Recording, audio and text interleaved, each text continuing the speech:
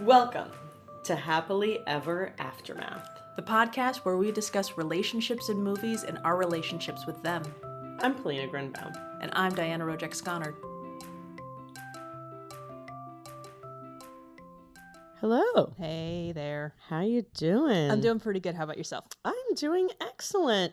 You know, just enjoying a little sex on the beach. Ew. Yeah, I'm not actually. I'm that sitting just here. Sounds... Yeah. So I just tried to name a '90s cocktail. And then it just sounded like you were creepily trying to not hit on me. Yeah. It was weird. Yeah, it didn't go well. Sorry. But that's okay. But we are talking about 80s classic. How these things happen. Cocktail. Yes, we are. And I think instead of the typical regular reading of the description, which we will do because I don't want our listeners to be lost in the plot. No, it's very important to understand the plot of this movie. Yeah, this movie is also full of poetry. It is. So in turn, there's something very special with a shout out dedication to my husband who put this idea in my head. I think I should start us off with a rhyme or two. Oh, really? Yeah. Interesting. Well, ready? Let's do it. Okay. Tom Cruise as a bartender flunks out of school, learned so much from Cogland, but all bad rules might make $1 million or bag a rich chick cocktail. Woo! Punch his best friend, flees to island cocktail. Woo! Meet a nice girl, no more need to chase tail. Woo! Danger, manhood tested. True love on the sky is wasted. What to do? Ignore your conscience cocktail. Woo! Rich chick sucks, go back to Jordan cocktail. Woo! Coglin's laws are total bullshit cocktail. Woohoo! But Tom Cruise gets a happy ending. Spoiler. Woohoo! So to be fair, I now have two. I have two. I never really watched DuckTales. It's like we were just talking about. It's like kind of a generational thing. However, yes. So I was just introduced to the theme song to DuckTales before taping, and I'm now obsessed with it, and will not stop singing it. And now and I didn't think it was going to get any better, but it did. It got so much better. So Polina did not read my lyrics before we got started. So this was half surprise. Idea this was going to happen. Half fun, impromptu. Craziness, as you'll find that I like to sing lyrics to various things, to the songs, to the different lyrics, and it's a Rojek thing.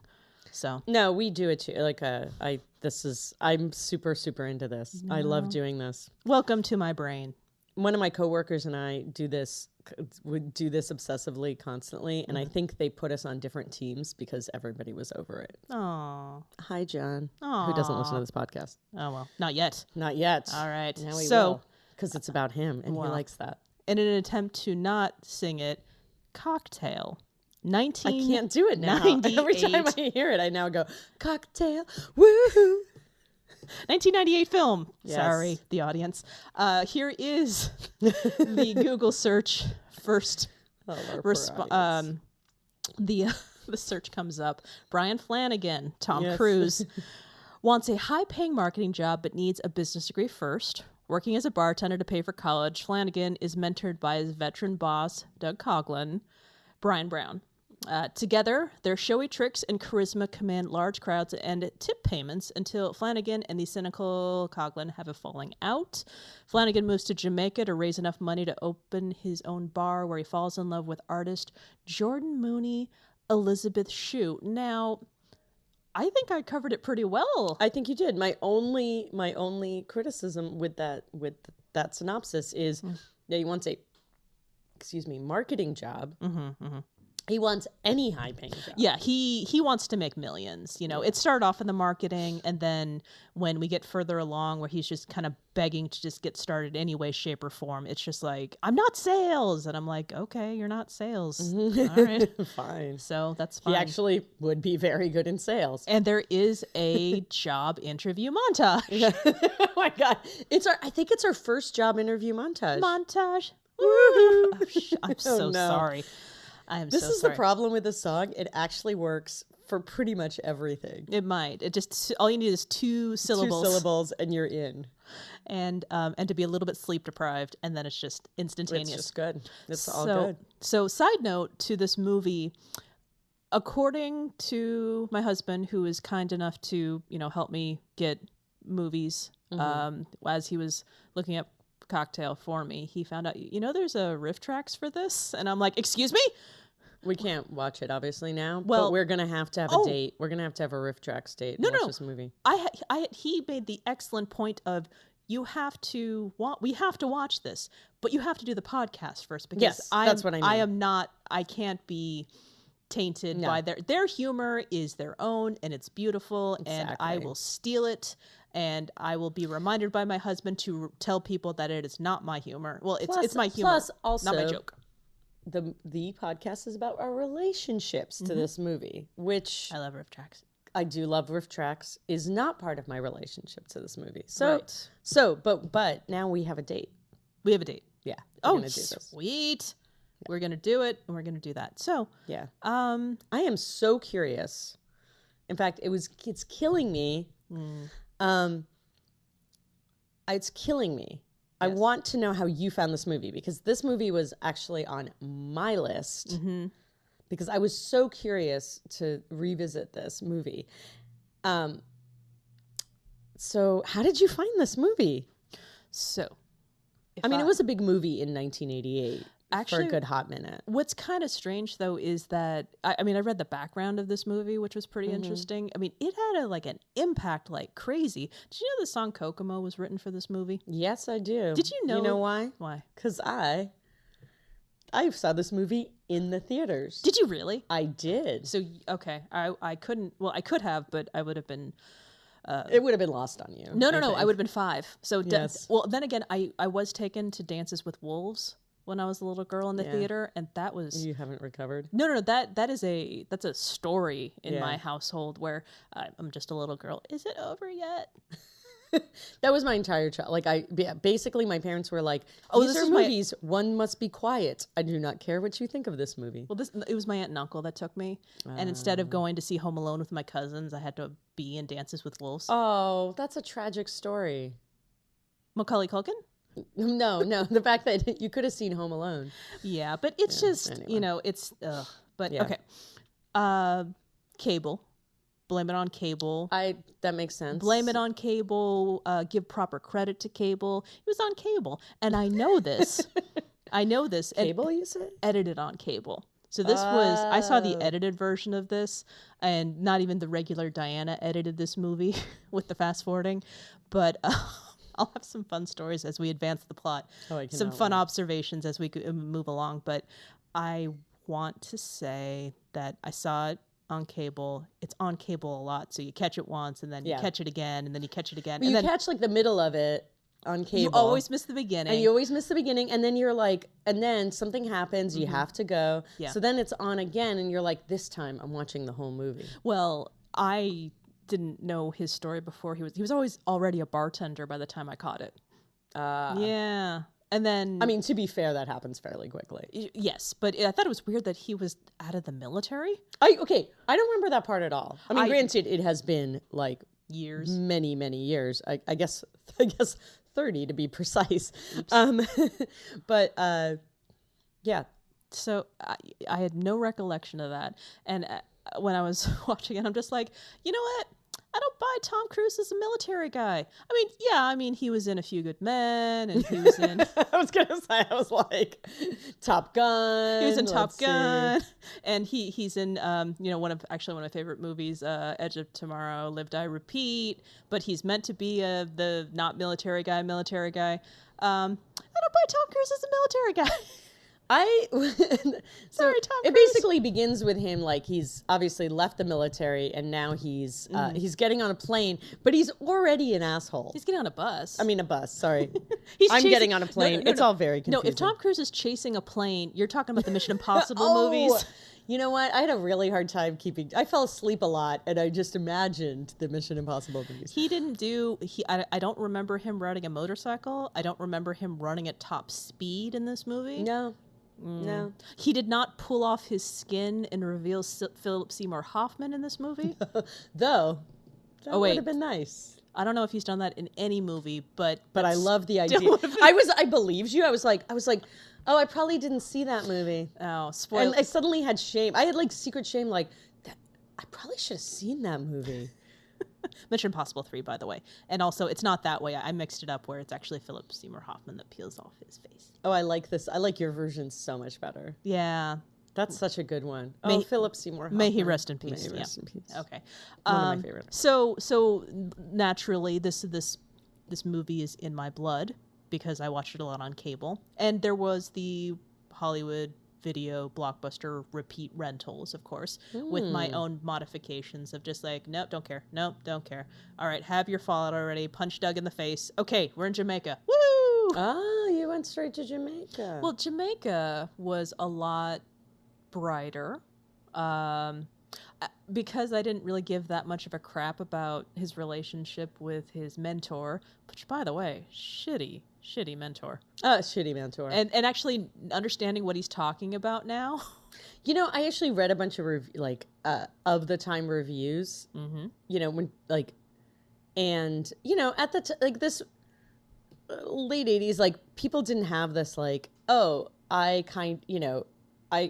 sort of appreciation of crap. There was still this like approach to this movie as if it was like a serious movie. And I have to say, going down the rabbit hole of reviews for this movie is hysterical because people had a lot of fun trashing this movie, including Roger Ebert. Oh yeah, that's just but anyway, yeah. Oh, so Roger Ebert. Oh, and but somebody said, and I'm so sorry that I cannot remember the exact person. It may have been Roger Ebert. Said this actually would have been a much better movie if it just was about the mentor relationship. But my memory of this movie also doesn't really include the mentor. Yeah. And that's what's even kind of funnier. But now that I rewatch it, I'm like, oh my God, the love story is terrible. But man, the whole... The love story is terrible. Go on. But damn, and it's like problematic in so many ways. Yeah. But the other thing is that, but like they're right. Like it actually would be a great movie. It would be kind of a really interesting movie if like it was just about the relationship between the two of them. It would have been a much darker movie, and we probably wouldn't have been covering it on this podcast. It was meant to be a dark movie originally because the writer of this, Disney got a hold of this and decided, hey, you know, it should be like, we should be rooting for this guy, and let's also like make it so he's younger. He was supposed to be like closer to his 40s. Yeah, I saw a part of, the little bit of reading I did. And I'm reading all these other pieces that Kelly Lynch, who ends up playing Coughlin's wife, you know, she's supposed to be, as Tom Cruise charismatically puts her, Pocahontas, waiting for everyone to notice her when she's wearing that bikini. It's very fringy. It's very fringy. That's the Pocahontas reference. And very, yeah. It's not really that Pocahontas-y. No, it's like gold. Which, anyway. Missing the point. Yeah. No, she read the... Wait, I thought it was Little Time. She was upset because she actually had a more... the original script they actually looked into her sadness and her, you know... need for attention. She was a deeper character, and they cut all of that for her just to being the hot chick who married a bartender to piss off her millionaire parents. Mm-hmm. Yeah. That's a shame. Yep, and we're only told that by Tom Cruise, so we don't even get that whole thing. No, and she's like, there is something really compelling about her character, and you realize like it probably has more to it. I want her to Kelly Lynch. I really want them to remake this Contact movie. at HEAMCast.com. Yes. We would like to ask you. Yes, please. We have so many questions, so much we need to know. Just two. Tell me what was up with that character. Yeah. But it's okay. So Tom Cruise, he wants to go to, he wants the $1 million idea. And he's obsessed with it. It's about, and he's, what's even better though, and this is something I appreciate. He isn't even about getting the quick buck, which he is, but he isn't. His mentor, who's taking him in, so Coughlin is taking him in, and he's about bagging the rich chick. That's his miracle. He's going to find some chick. She's going to have $1 million. And he's going to marry her, and that's going to be his happily ever after. Whereas at the very least, Bryan he had a whole plan set into place where he meets a photographer, Gina Gershon. Who, oh God, her in this, I have to say, I have such a huge crush on Gina Gershon. Yeah. Such a huge crush. In this movie or in general? In general. Okay. But even in this movie, I'm like, oh, okay. I'm like, oh, thank God. Okay, this is good. And then I was like, wait, I remember her being blonde. And then because I got really excited. I was like, oh, that's why I like this movie. And then I was like, oh, and then she leaves. Oh, and then But then it was fine. You thought she was somebody else. I thought she came along to save this movie for me, and then well, she tried. And then she left. But of course, what's upsetting about parts of lots of upsetting things about this movie. But what I can't stand is that you've got Tom. Okay, you got Bryan. You've got Coughlin. Doug. His name is Doug. Okay, so Bryan and Doug. Doug makes a bet with him saying, no, all these rich girls are all you like. How do you know she's not got a husband who's away on the weekends and that's why she's playing with you? And I got $50 that says that she'll be shacking up with someone else by the end of the week. Well, Doug is a guy who decided that it's the end of the week. I got $50 on the line. I'm going to sleep with my protege's girlfriend. And I can't remember. She gives him some excuse of what she gives. So, Coral, played by Gina Gershon, gives Bryan, Tom Cruise character, some excuse, which now escapes me, but why she did it? Yeah. Apparently it was because he said something about their sex life. Oh, that was it. And I'm trying to put the pieces together. Really? No, I'm trying to put the pieces together. You talked about our sex life with him, so now I'm going to have sex with him. So that way I can. Strange logic. I mean, I don't know. I can now confirm nor deny what you said. It's very strange, but ultimately, it's upsetting. It's Bryan. Strange logic and upsetting for Bryan, and upsetting for us because now there's no more Gina Gershon. Well, what's interesting? Elizabeth Shue, very charming. Oh, we'll get to her. What's interesting? I hope so. For me, in this case, is while Bryan's trying to figure out how are we going to open up our own place. So again, he is about the $1 million idea, but he's also, as he's working, he's really trying to work out a plan, a 3-year plan for working in Jamaica because it's all tax free. They can actually Coral gave this to him in this. Coral gave him this idea. Cocktails and Dreams is the hilarious thing because out of Doug's logic and not logic, his advice and his wisdom and his philosophy. not logic. You're correct. Then let's take this away. And he was just being a smart I have ass. a feeling. I mean, I kind of what I got from it watching it now was that Doug was he'd tried to do this before and was like, it's not worth it. But if anything, I don't care. That's true. Oh, you're the cynic because you've been through this before. I'm like, I still don't care. He's also a drunk. I mean, still don't care about you.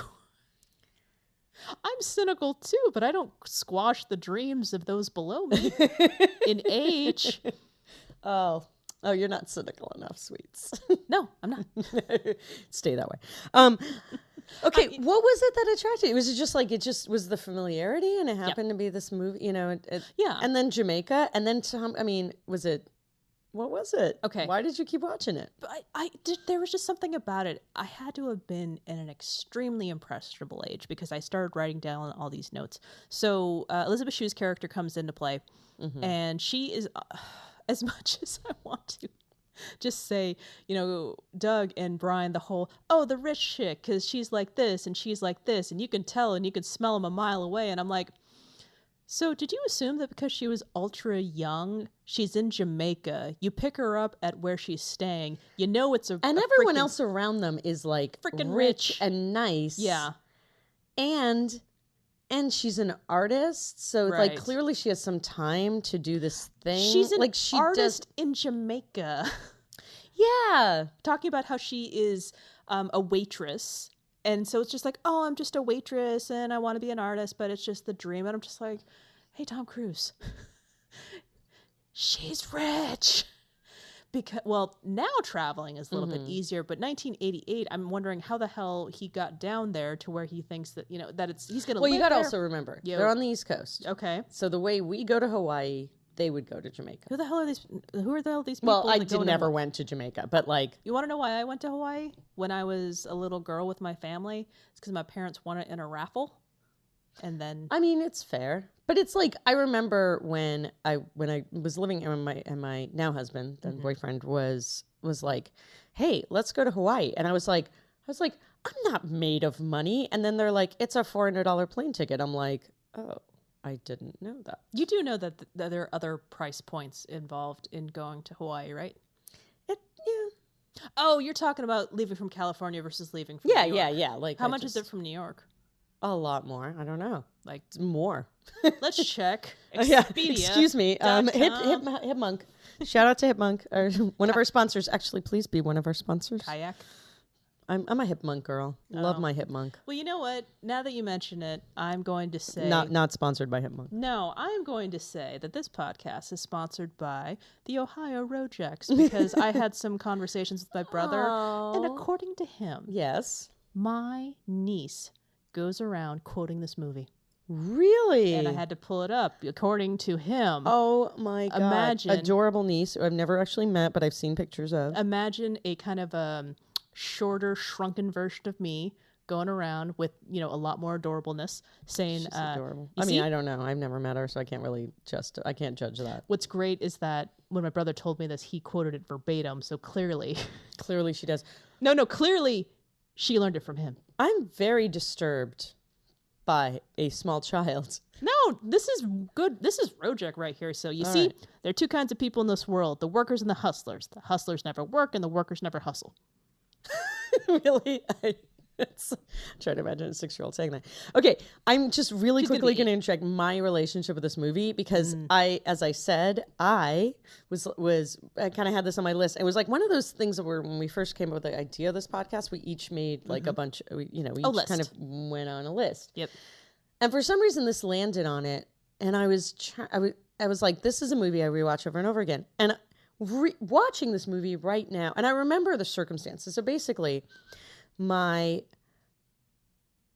best friend when was this woman named Kyle, and at 15, we were like at the cusp of like we just kind of discovered like what was then called alternative music, and kind of sort of.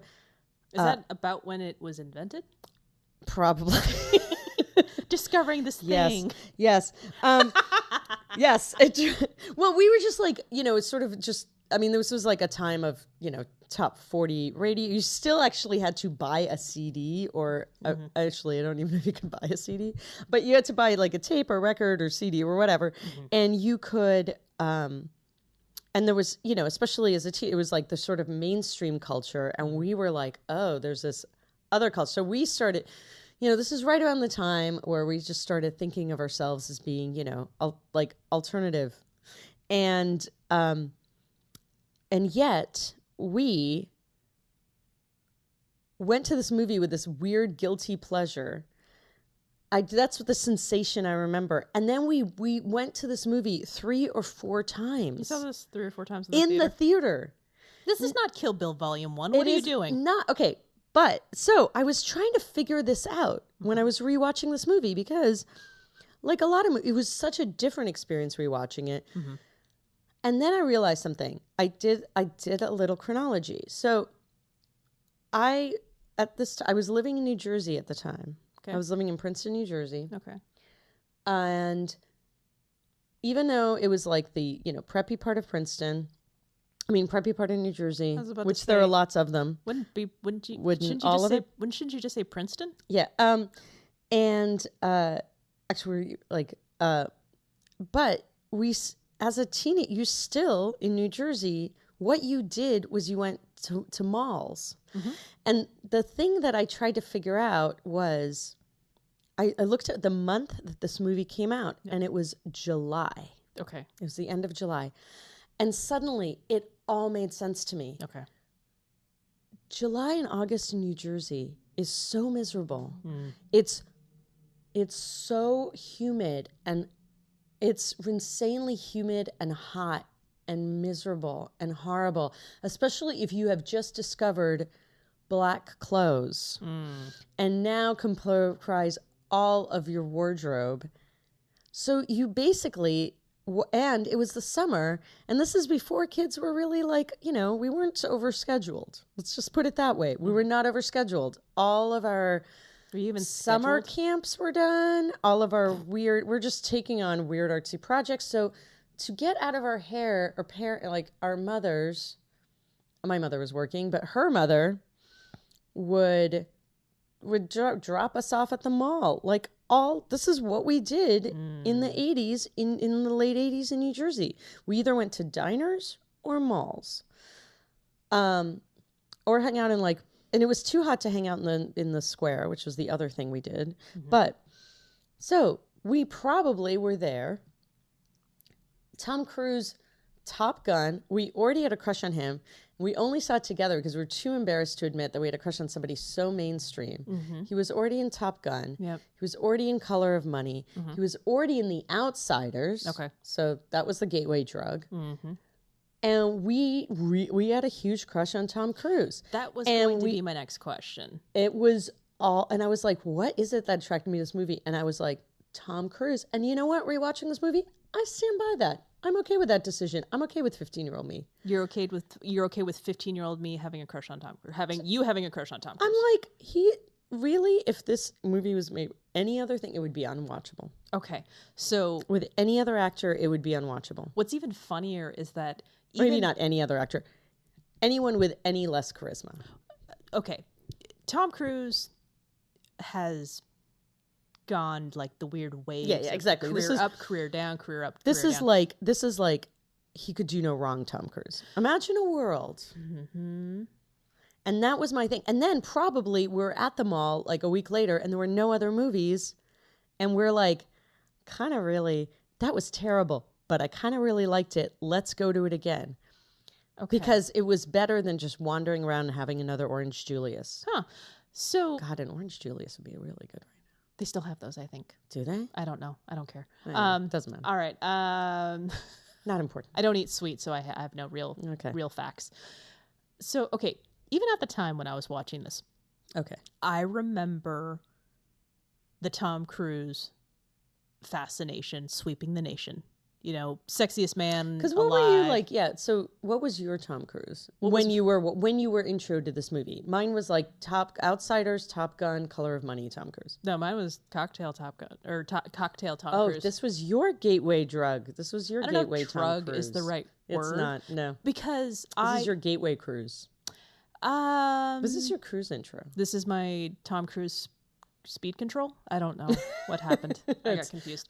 This is moving on. But that's just it though, is that no, I have no Tom Cruise is like no Chris Evans. He's no Benedict Cumberbatch to me.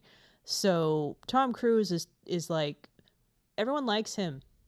Therefore I must not like him. I think this is part of our thing is we were like, when you say we, I mean my friend and I, damn because right. I really feel like yes, not you and I.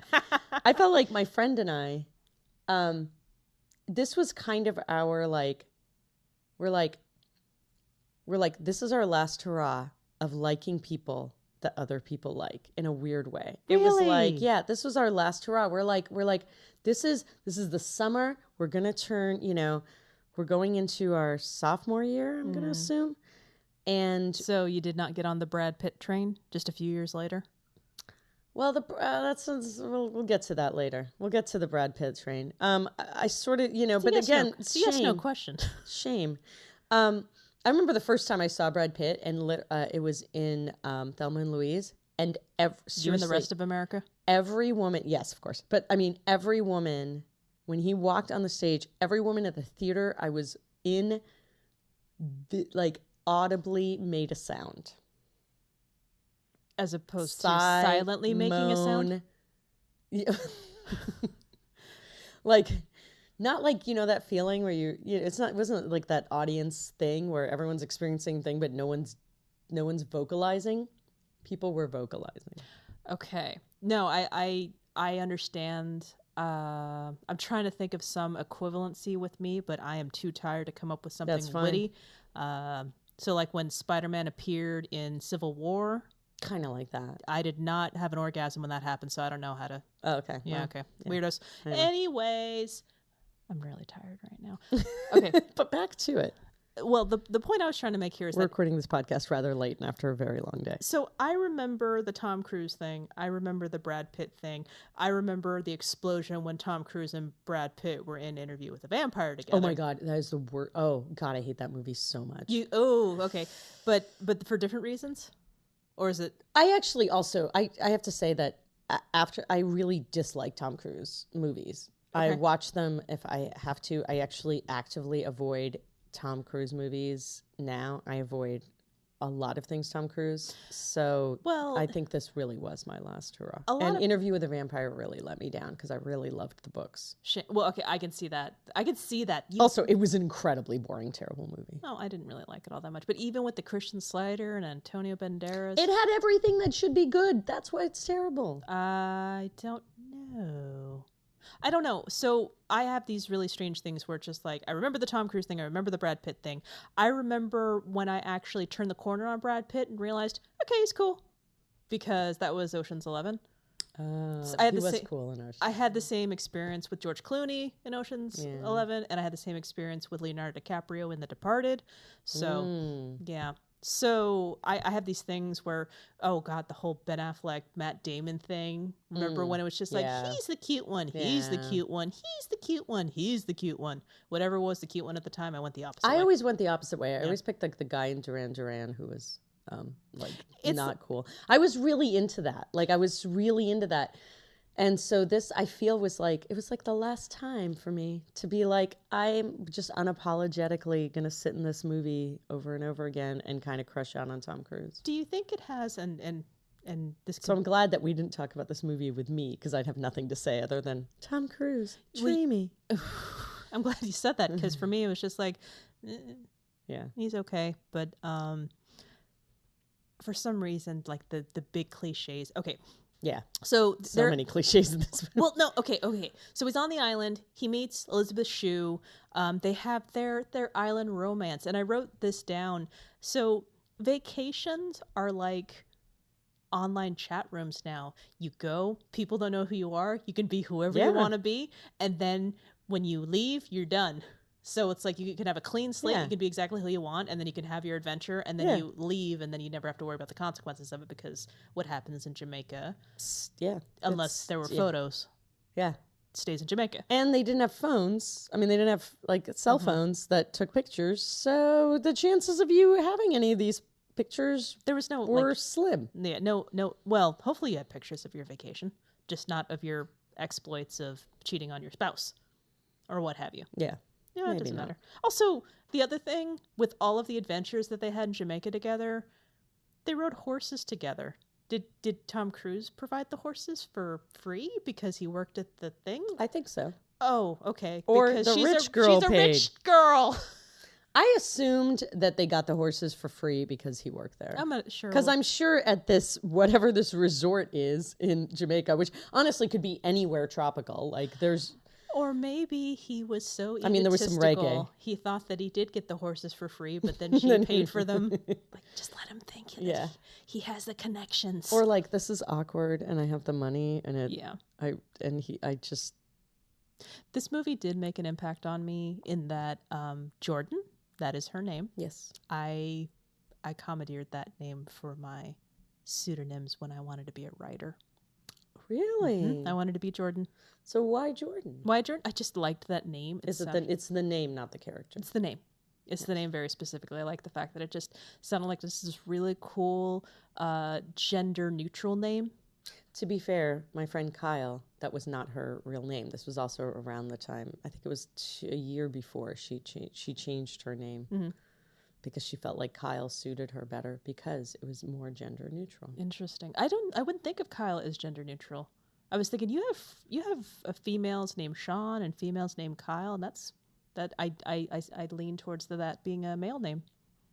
Oh, I didn't really know that. Yeah.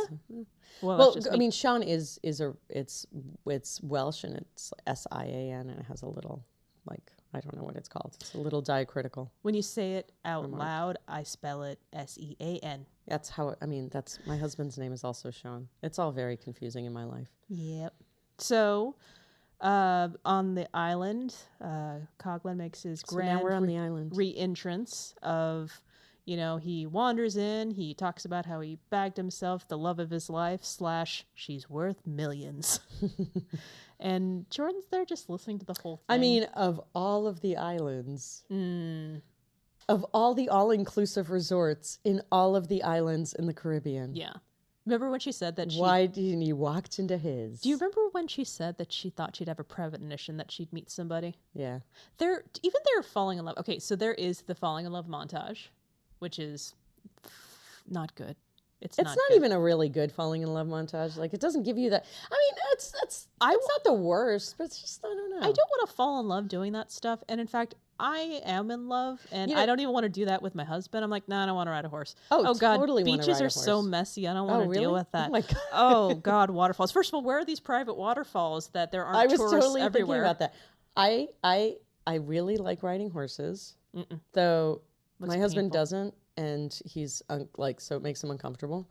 So I probably like that because at the time I was riding a lot of horses.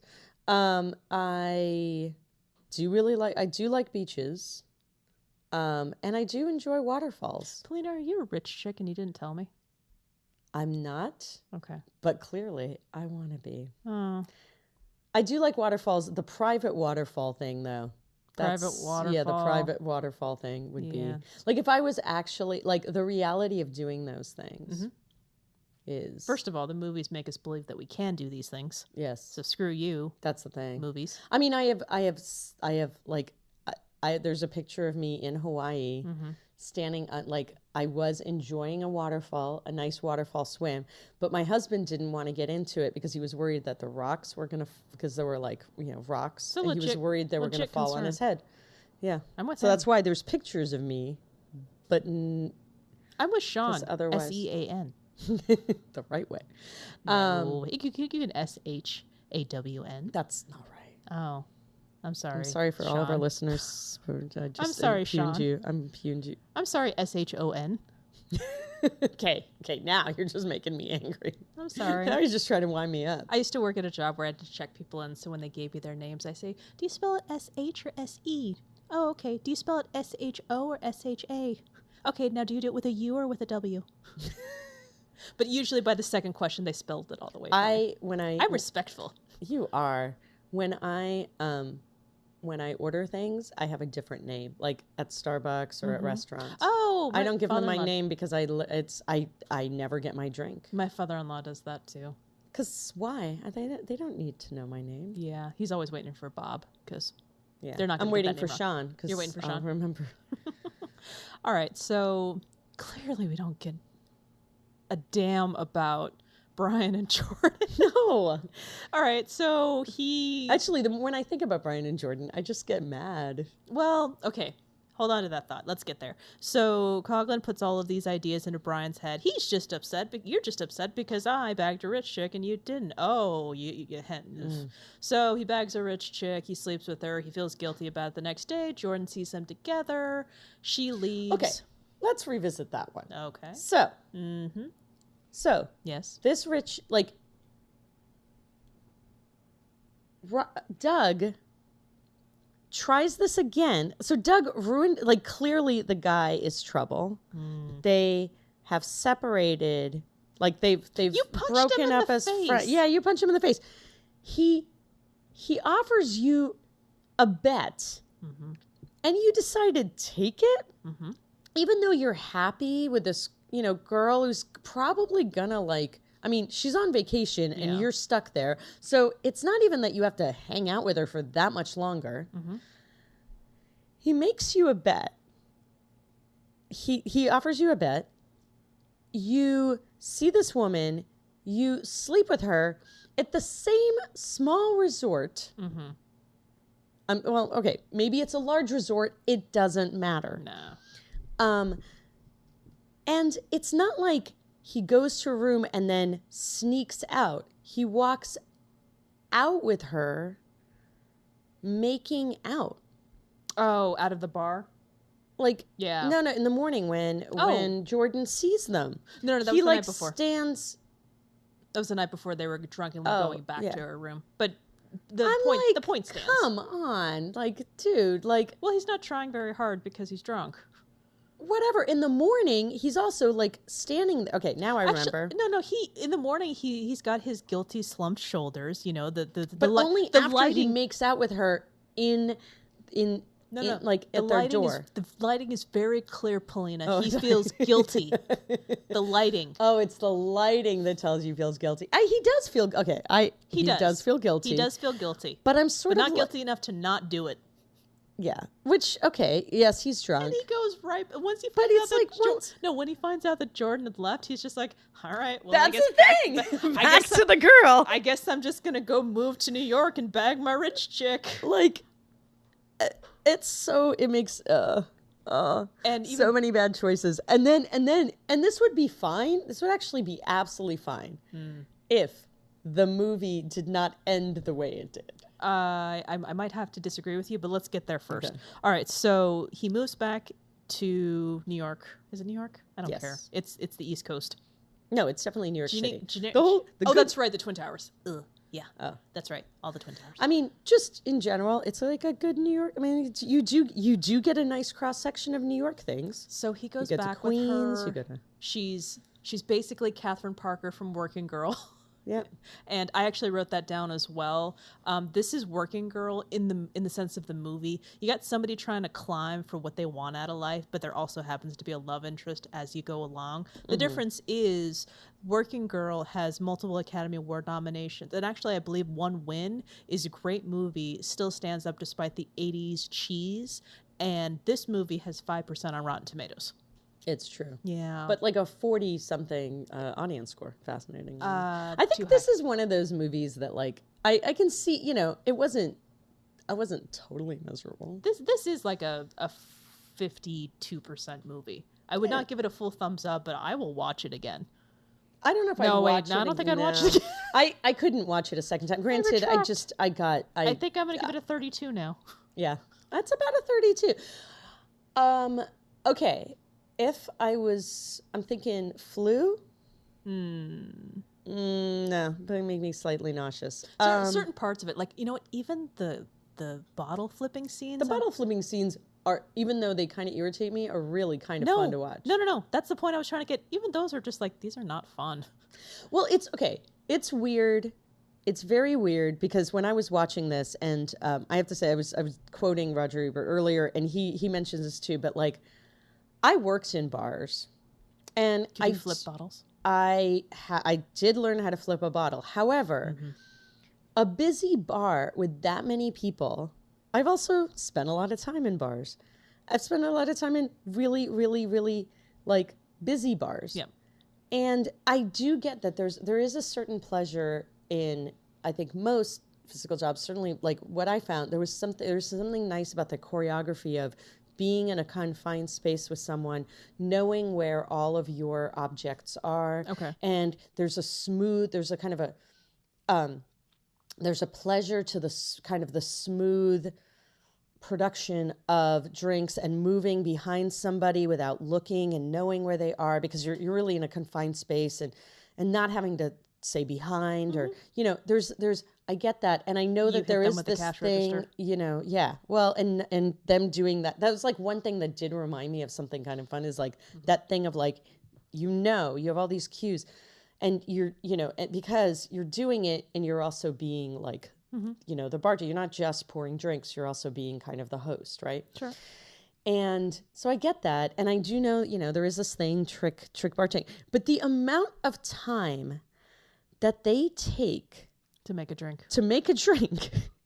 That's not even very good. Like we're not talking like today's artisanal cocktails. We are talking about the blowjob and the sex on the beach and the, I'm trying to think of a non-dirty. 90s drinks were terrible. Because they had Cosmo names was like... standing. Yeah, they were like made for, there were like five weird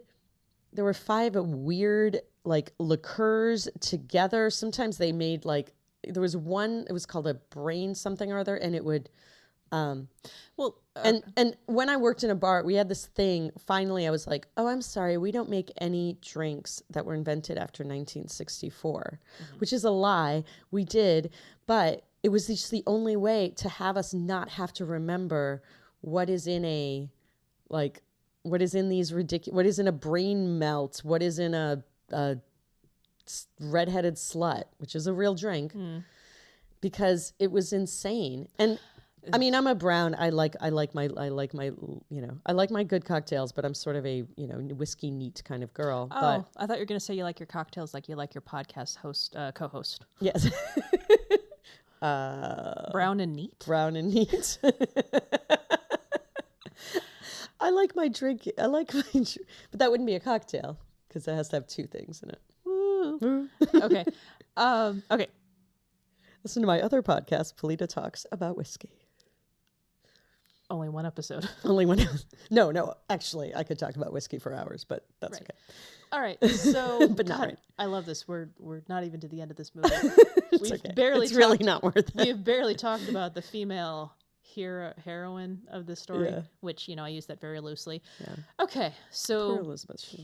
So he breaks up with Rich S, and he runs. Well, I don't even think he breaks up with her. They just sort of, Well, she slaps him in the face because he left Spam in her refrigerator.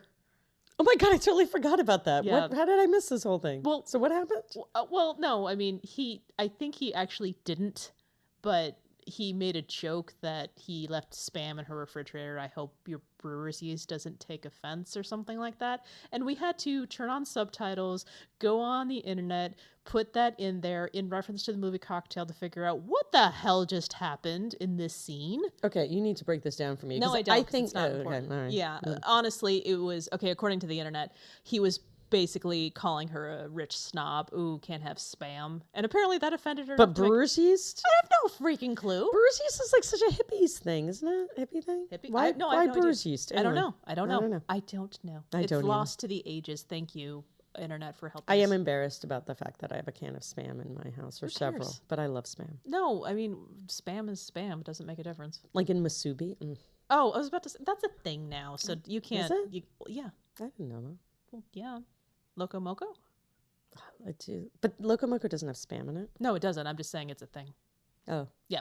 God, why am I hungry right now? I'm just throwing out random words at this point. All right, so he goes back to Jordan. This is usually the part where I chime back in. I didn't like watching them fall in love on the beach. I liked her being pissed off at him when he got back. That was so great, and it was so satisfying. She flipped the ketchup bottle too before she poured it on his lap. Yes. So that was interesting. He finds out she's rich. He gets pissed off at her, and she decides that, you know what, fine, I'll tell you the truth. And he's like, I'm sorry, I want to make it work. Can we just try again? What if you get spooked again? I'm not going to get spooked again. I bet you I can spook you. No way. I'm pregnant. I'm spooked. Oh, just get the hell out of here, Tom Cruise. So he leaves again, but mainly because she's very upset and kicks him out. Yeah. I mean, she really does. And he does listen to her. Yeah. And by this point, he goes back to Doug. And this is where this movie gets really, really, really heavy. Yeah. And I remember unnecessarily heavy. Well, no, there's a lesson to be learned, Polina. Oh, I'm sorry. Money does not, banging a rich chick and money does not buy you happiness was the point. And Bryan needed that. He needed to dip his hands in the blood of his mentor to realize that true love is all about love and not money. Or the drunken vomit of his mentor. No, that was his blood. I don't know what that... Okay, so yeah, that was hard because when I watched it on cable, you clearly did not see that. All you heard was... it was immediate cut to Tom Cruise screaming. It was really bloody. It was really gross. It was like... Yeah. I was like... I was like, so Doug killed how himself. did he do this? Doug killed himself. And here's a little fun fact for everybody. He No. Here's a fun fact for everybody. You're going to love this. Were you about to say what actually happened? No, go. Okay. So Doug killed himself. Tom Cruise finds it. There is a suicide note, and the whole thing with Doug saying, forget my rules. I was always full of shit, anyways. Which, okay, yeah, we got that. But when I was younger, because I skipped as much as I did, mainly the conversation that drunk Doug would have with Bryan. I was always under the impression that he was just really, really unhappy in his marriage, and he killed himself. Oh, so you never knew that he was just like broke? No, it wasn't that he was broke. He was so far that he blew all the money and he's in debt.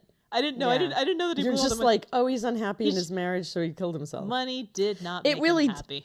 So he gets all this money, and clearly, and then he like messes it up.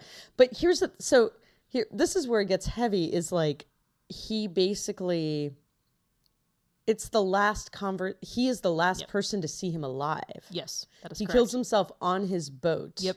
Which, when Ryan was walking through as I was watching, he's just like, you could have sold that boat to help with your debt problem. Yeah, that's the other thing. Like, and I'm like, really? He couldn't have lost. It's her money. He lost all of her money. Well, he lost all of her money, but didn't she? No prenup, so we had access to all of it. Oh, well. Whoopsie.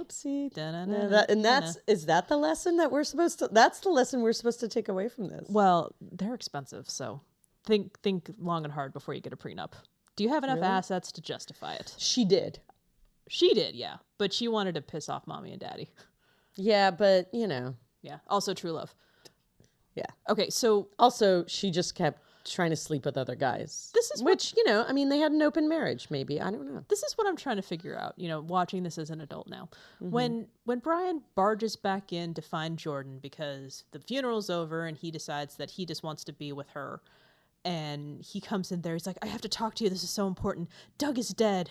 What? And I'm like, yeah, he was just the dickhead that your friend...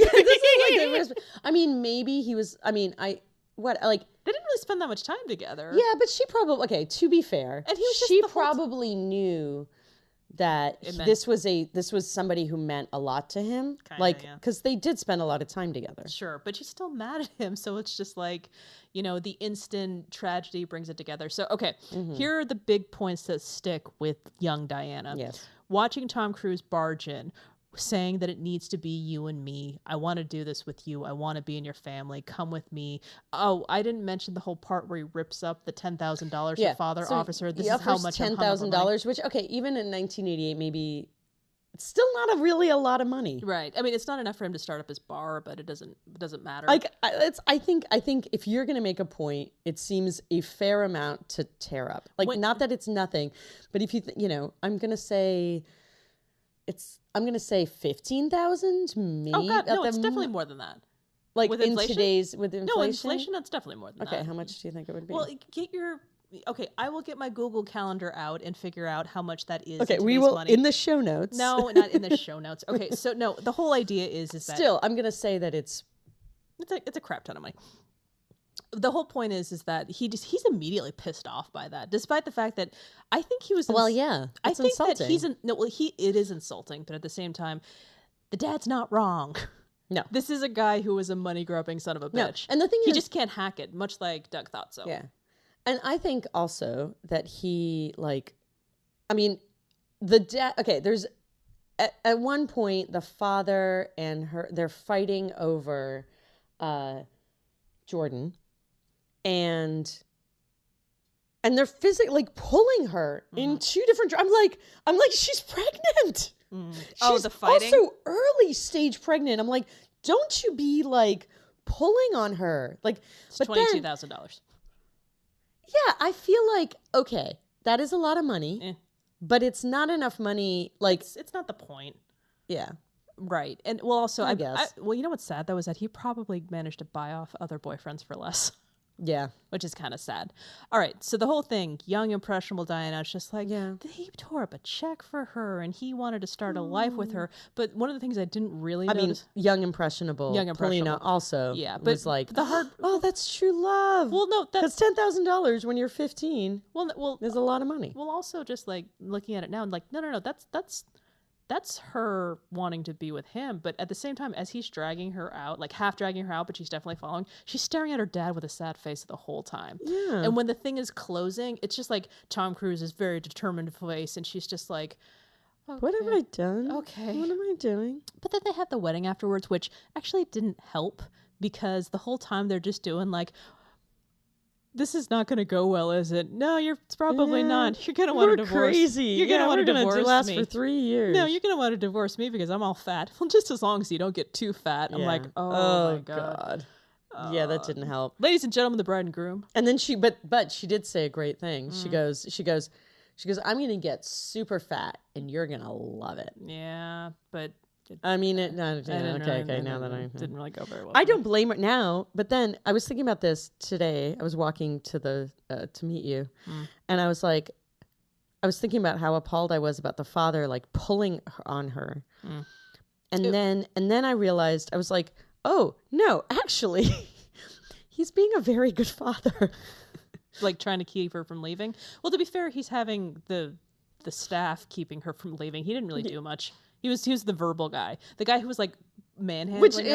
Which made it kind of worse. I just thought it was. I thought it was even funnier that he was like yelling That's at true. the butler. He's yelling at the staff, but there was one point where they were literally tossing with her. It was terrible. Yeah. Again, I know that I'm at that age where kind of Dad has a point. Yeah. No, I know. He was actually very like calm with him. Yes, in the first meeting. In the first meeting, he was very calm with Bryan. I actually thought it was just kind of funny because to me, I'd be like, you're a flink. Like, this is what I don't understand. It's like, congratulations, you knocked up my daughter. You really think I'm going to be nice to you right now? Yeah. And also, I'm like, Jordan, you're in Jamaica. Mm-hmm. You had this thing. Mm-hmm. The guy, after a very short time, proved himself to be terrible. Mm-hmm. You're mad at him for good reasons. You're very young to have a child. It's okay. He's emotionally distraught, so he's going to love me forever. Yeah. And I bought that. I totally did when I was like in the, going back to my 15-year-old self. Because I liked that song that they danced to. What song did they dance to? It's the Everly Brothers. Oh, yes. I liked that song a lot. I love that song too. I like much of the Everly Brothers. We talked so much about Cocktail. We did. I can't believe it. So it's just so much. I have a question for you because it's not when did they fall in love. Do you think they fell in love? I'm gonna go with you know what? I'm gonna go with suspension of disbelief and say that they did cry. We haven't even gotten to the last scene, which is so ludicrous. Oh my God! You notice I didn't even care.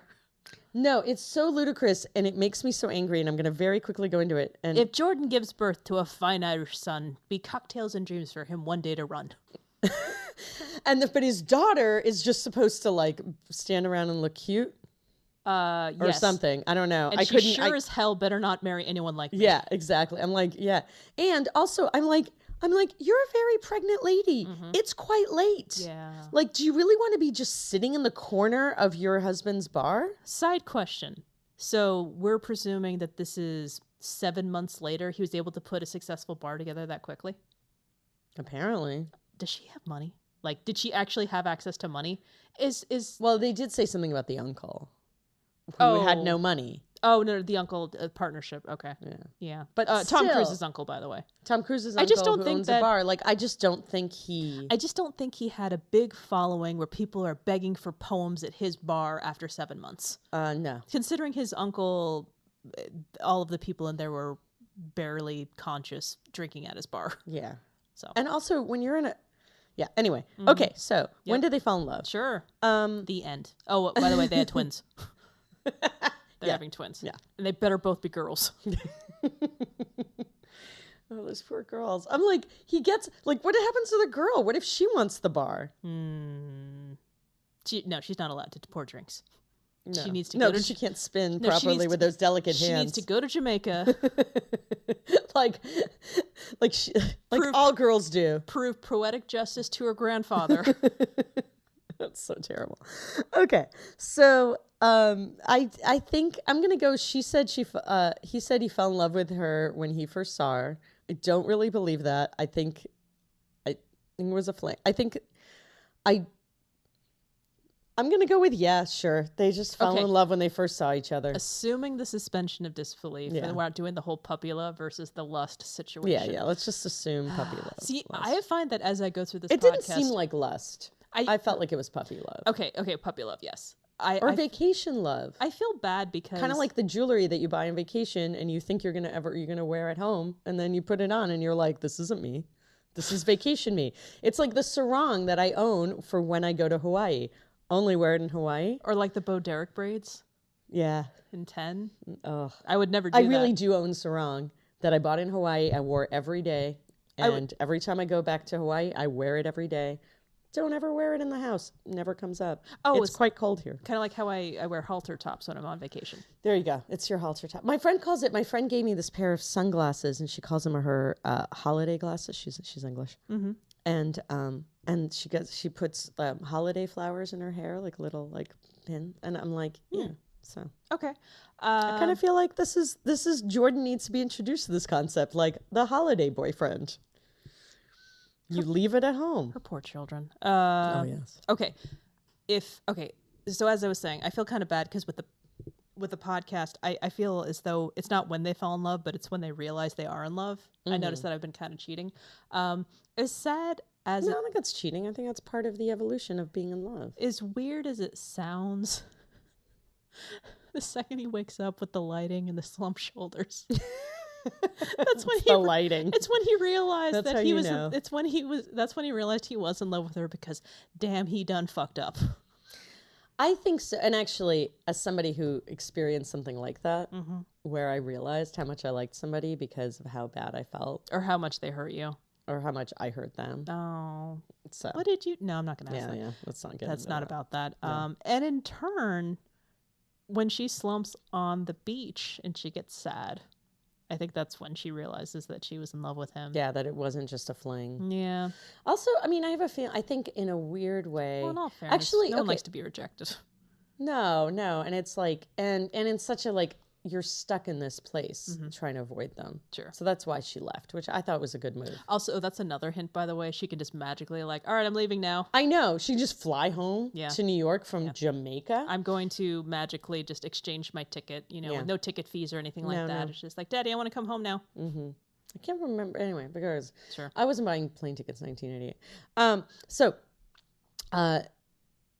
I'm also going to point that I think in a weird way, he may realize he's in love with her. They're having some conversation after the falling in love massage with the horses. Maybe it was the horses. Mm-hmm. Maybe it was the waterfall. I mean, that's like a magical thing that you find a private waterfall and you have sex. That sounds great. But not real. Yeah. Well, anyway. No, waterfalls aren't real. Waterfalls are not. We live in a drought state. Damn it. So, he started telling her basically that he realized. I think, he's so much sort of about the charm, and when he actually tells her, "Hey, you know what? I do not." He's like, at first at first it's great, and then you start your whole day becomes your night because you're so wound up after work. And I remember that feeling and it's the first time he kind of really lets his guard down and says, "Oh, I see." Yeah. But it's true. I mean, I think that's a big part of, you don't, you get off. I mean, here you get off at 2, and then you do the things you need to do. It's 3:30 when you get out of the bar, and then you're really wired, and then you go do something else, and then it's 5, and then you go to sleep, and then you have to go and do it all over again. Mm-hmm. So I get that logistically, but yeah, I'm going to amend what I said before. Oh, okay. I'm going to say it's when she's back in New York, she tells him that she's pregnant, and then when she shoves him away, because then he realizes that's when she realizes. She's just like, no, as much as this is so painful right now, as much as I have to push him away right now. Mm-hmm. That's her. That's her realization, and it's so painful for her. Mm. This is not love, happiness. I want to really I really do. I want to be positive. And then Doug killed himself. No, okay. So, how, like, what do you think is going to happen? What's going to happen to these two crazy kids? It's going to be two girls, damn it. It is going to be two girls. And he's going to... Sadly, that Cocktails and Dreams is going to close. It's not going to go well. Bars have, like, tiny profit margins. And as much as he can learn from his uncle... They actually have very large profit margins. Restaurants have... that's right. Yes. Restaurants have the low profit margins. Bars have the huge profit margins. Bars are... Yeah, they have a lot of profit margin. Okay. Well, my idea is shot then. But they also a bar like that, which is like the new hotness, will explode and then will die out. Mm-hmm. Like that's their problem. I mean, the whole idea that he wanted to push was that you can franchise the New York bar. It's like TGI, which is TGI Fridays. Yeah, but they have the food thing going on, whereas bars are just bars. Yeah. I mean, they kind of franchise like Irish pubs, right? You can buy an Irish pub in a box. I would like. I think so. No, you. But can't. Is it about? It's, well, is it? Well, okay, that's quite literally. But that's now, right? We're talking. I think then too. We're talking 1988. Well, at least like in the mid 90s, you could, and I'm thinking then. So I don't think it was like a crazy idea. Yeah. I mean, you really can. Like there's companies that like they have all the props. No, I'm not denying that this exists. I'm just saying I don't think this is going to help fake Tom Cruise. No, I don't think he's gonna do that. No, because he's kind of too into being the star. Yeah, and that's what's really hard is that he's gonna.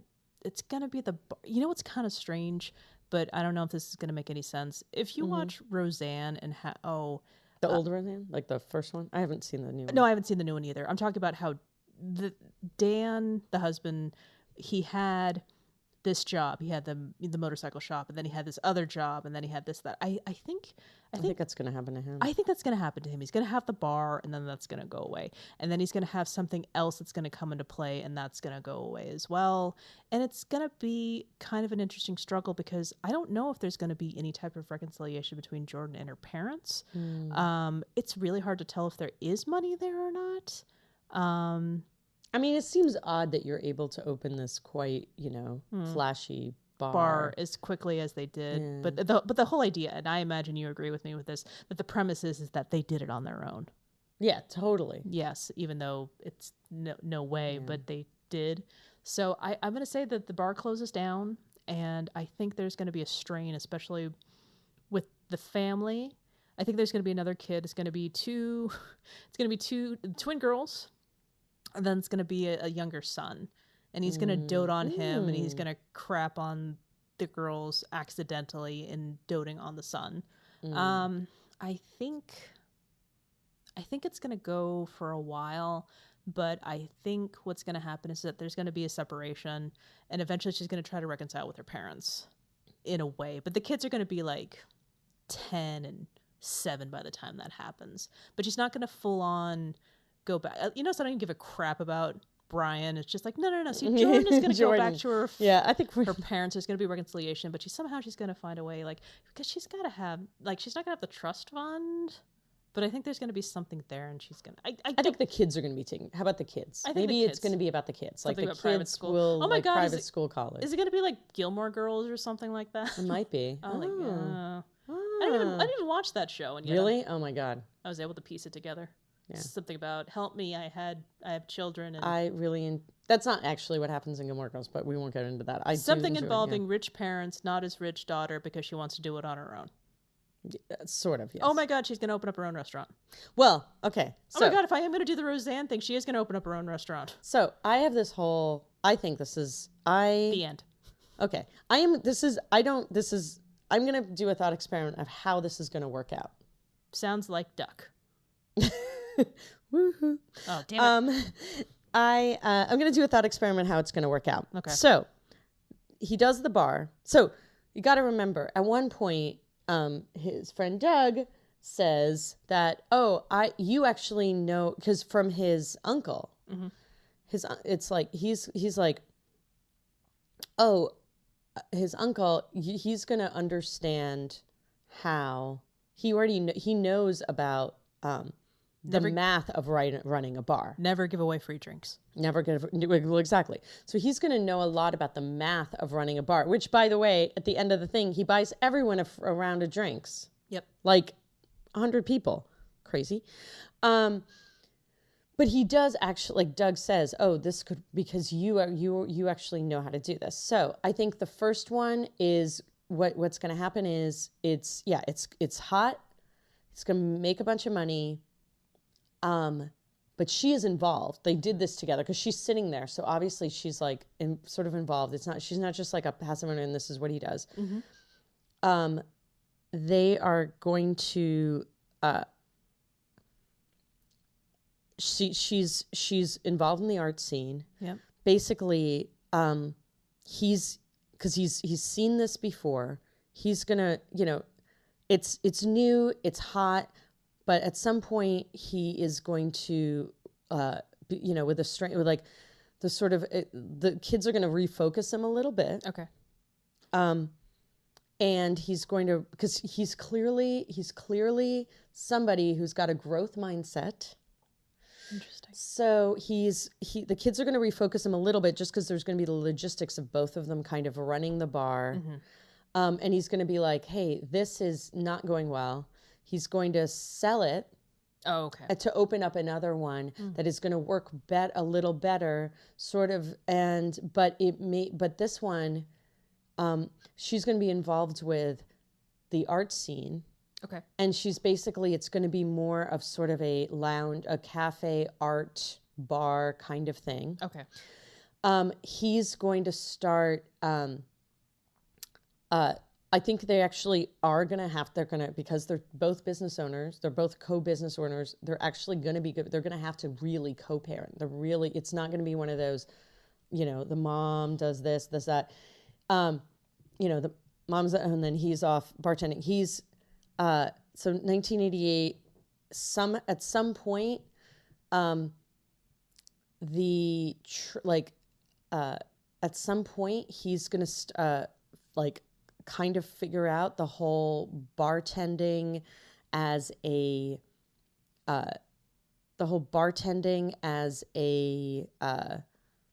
business thing, now it's like all these, there was bartender, now suddenly there's bartender schools that started cropping up. Mm-hmm. So this is 1988. I think that started like late 90s. I can't really remember. And it's, he's the combination of those things is he's actually going to parlay it into like a decent life, because he's going to realize like, okay, I can't be drinking all the time. This isn't fun. He wasn't that big of a drinker. He was only that really with Doug. Mm-hmm. He's like, he's going to be involved. They're going to have, and I have a feeling they're going to start running different bars. I think the parents are going to come back into the mix. Okay. And it's not going to be a huge thing. Mm-hmm. Like, I think it's going to be like with the grandchildren, everyone's going to be like, you know what? Bygones are bygones. They may never talk about it. Right. And I think that is how it's going to work out. I think they're going to start to have a partnership that's very much based on, having sort of a business thing. And they're going to be like those cool people who own, the little art bar. And then, he sort of has a side business, like maybe consulting in, different flair bars, bartending. In flair bartending. I think the flair bartending he's going to realize is like kind of a silly trick and not as much fun when you're on your own.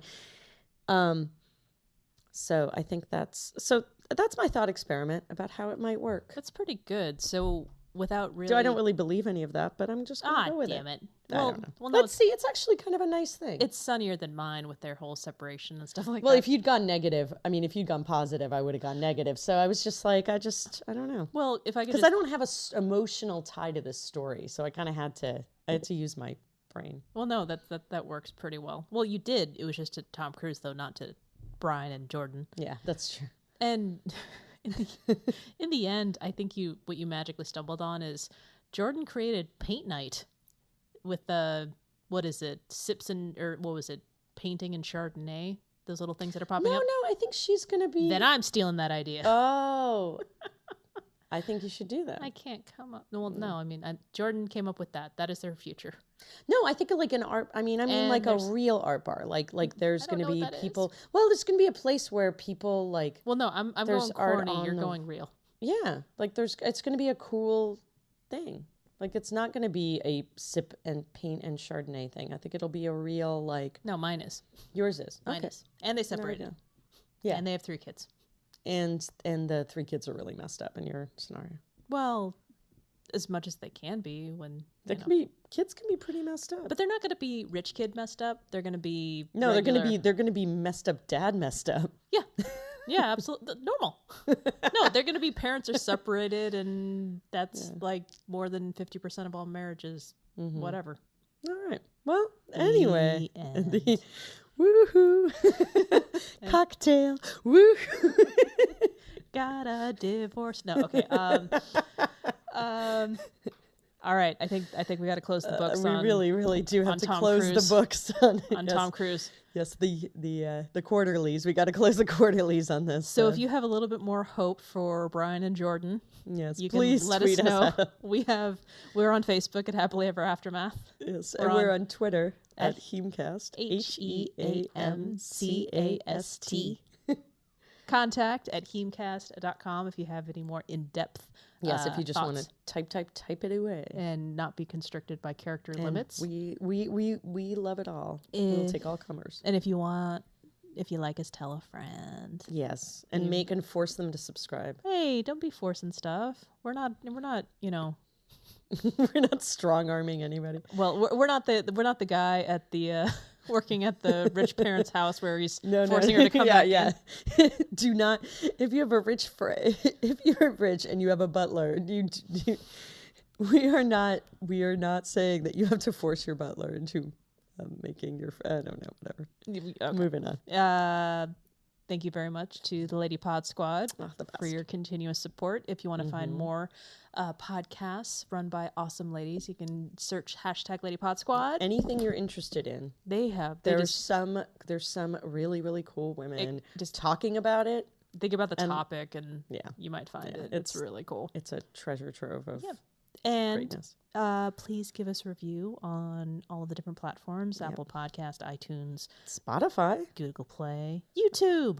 You can subscribe to us on YouTube Yeah. because we're there. Because Diana made it happen. And I did actually. Woo! You did. That's cool. Yeah. And so our next episode. Very different. Though, actually, we're not really leaving the 80s. I'm sorry. But they're in now. That's, I think. Or no, I think they've moved on to the 90s. Anyway, we're going to watch. This is going to be hard. This is going to be good. It's going to be Heathers. Mm-hmm. Plural. Heathers. The movie that I have to stop myself from quoting constantly. This should be fun. Yeah. Alrighty. Maybe I'll get the quote right. Who knows? Write it down. Okay. Get it right. Yeah. Set a precedent. And actually, we did have a, apologies for my late realizing that we had it, but we had a Apple Podcast review from Amanda from Amanda's Picture Show A Go Go. Which was so great. It was really sweet. Really and sweet. She's so awesome, and she it's has a great podcast. She has Pop Culture A Go Go and Amanda's Picture Show A Go Go, two Lady Pod Squad podcasts. So please they're check. both great. Check her out. She is fantastic. So that's why we're so honored that she actually left a review, and her review is very funny, much like her. When a good podcaster leaves you a review of your podcast, it's warm and fuzzy. Oh, yeah. It gives you chills. So there it is. We're all set for now. We'll see you when we talk about Heathers. Yes, we will. Okay. Bye. Bye. Hi, I'm Ellen, and I'm scared we exist in the Matrix. I'm Jaslyn, and I'm bad at ad-libbing. And you're listening to High Expectations, the promo. For our international listeners, you can appreciate our cute New Zealand accents. For our local listeners, you might bump into us in the street 3 times in the same hour. Our podcast is about pop culture, Sexuality, relationships, interesting hobbies. banter, and ragging on each other. You can find us on Apple Podcasts, SoundCloud, Pocket Casts, Podcast Addict, or anywhere you might like to find podcasts. Yay! Please subscribe. Goodbye!